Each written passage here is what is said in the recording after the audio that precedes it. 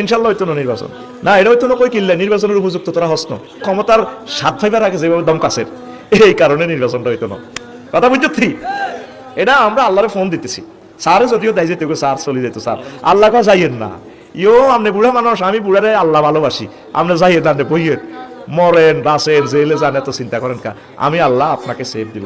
আমার স্যারের একদিনের লাই তোরা সুযোগ দেশ না, দেশ চালাই গেল, একদিনে সাহায্য করস না। স্যারে চাইতেছে নামকা ওয়াস্তে নির্বাচন একটা দিক কোন রকম আজাবটা থুই যাই বেলায়।